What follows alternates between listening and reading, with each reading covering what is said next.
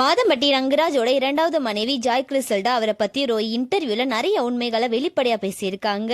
நாங்க 2023 கல்யாணம் பண்ணிக்கிட்டோம். இந்த 2 வருஷத்துல எனக்கு அவர் ஒரு ட்ரெஸ் கூட வாங்கி கொடுத்தது இல்ல. நான் என்னோட காசுல தான் வாங்குவேன். மாதம்பட்டி ரங்கராஜுக்கு 100 கோடி இருக்கு, 1000 கோடி சொத்து இருக்கு அப்படின்னு எல்லாம் சொல்றாங்க. அது எல்லாமே போய் தான். அவர் கடன்ல தான் இப்ப இருக்காரு.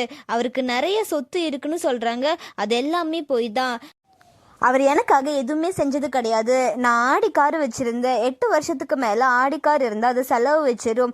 அதனால் அதை மாற்றலாம்னு சொல்லி BMW கார் வாங்கினாங்க. அப்போ நான் வேண்டாம் அப்படின்னு தான் சொன்னேன். அவரோட பேரில் கடன் இருக்கனால அவர் பேரில் வாங்க முடியாதுன்னு சொல்லி அவங்க மேனேஜர் சொல்லிட்டாங்க. அதனால் என்னோட பேரில் வாங்கினது. நான் மாதம் 1.5 லட்ச ரூபாய் நான் தான் EMI கட்டுறேன்.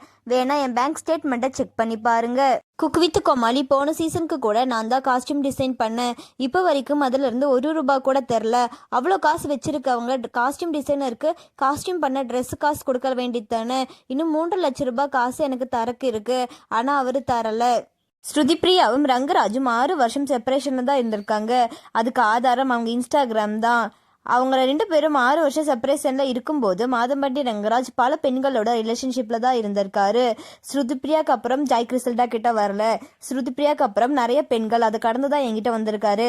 அதுக்கான ப்ரூஃப் என்கிட்ட இருக்கு.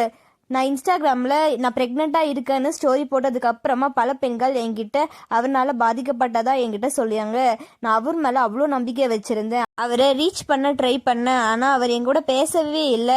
அதுக்கப்புறம் தான் நான் கமிஷன் ஆஃபீஸில் போய் கம்ப்ளைண்ட் கொடுத்தேன். நான் கம்ப்ளைண்ட் கொடுக்கறதுக்கு முன்னாடி நிறைய டைம் யோசித்தேன். அவரோட பிஸ்னஸ் பாதிக்கும், அவரோட பேர் போகும் அப்படின்னாலாம் நிறைய யோசிச்சு தான் அவரை ரீச் பண்ண ட்ரை பண்ணேன். ஆனால் அவர் என் கூட பேசவே இல்லை.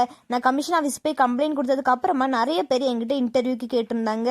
நான் காசுக்காக அப்படி பண்ற ஆளா இருந்தா எல்லா இன்டர்வியூலும் போய் பேசி அவர்கிட்ட காசு வேணும்னா வாங்கியிருந்திருப்பேன். லைஃப் டைம் செட்டில்மெண்ட் தரேன்னு கூட சொன்னாங்க.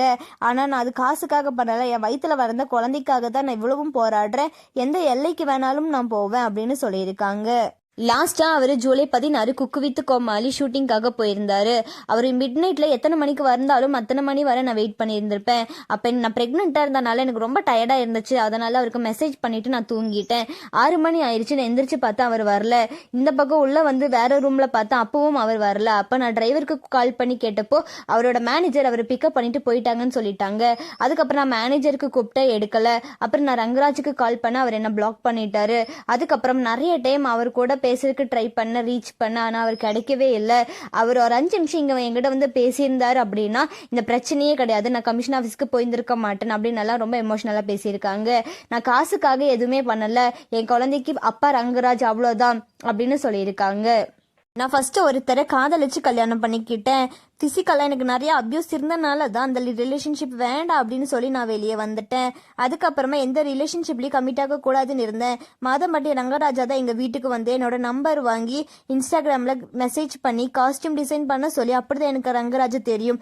அவர் எங்க வீட்டுக்கு வருவாரு, எங்க அம்மா கிட்ட எல்லாம் பேசுவாரு. இப்போ எங்கள் அம்மா கால் பண்ணால் கூட அவர் எடுக்க மாட்டேங்கிறாரு. எங்கள் வீட்டில் இருக்கவங்க எல்லாருமே ரொம்ப கஷ்டப்படுறாங்க அப்படின்னு எல்லாம் ரொம்ப எமோஷனலாக பேசியிருக்காங்க. இப்பவும் ரங்கராஜ் பேரை கெடுக்கறதுக்காகவும் அவங்க பிஸ்னஸ் கெடுக்கறதுக்காகவும் நான் இந்த இன்டர்வியூ கொடுக்கல.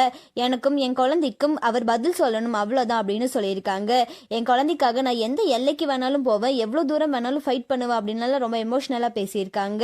ஆனால் இது வரைக்கும் மாதம்பட்டி ரங்கராஜ் சைடுல இருந்து எந்த ஒரு விளக்கமுமே கொடுக்கல. இதுக்கு மேலே கொடுப்பாரானும் தெரியல. வெயிட் பண்ணி பார்க்கலாம். அண்ட் இதை பற்றி நீங்கள் என்ன நினைக்கிறீங்க அப்படின்னு சொல்லி கமெண்ட்ல சொல்லுங்க. அண்ட் இந்த மாதிரியான அப்டேட்ஸ்க்கு நம்மளோட சேனலை சப்ஸ்கிரைப் பண்ணிக்கோங்க.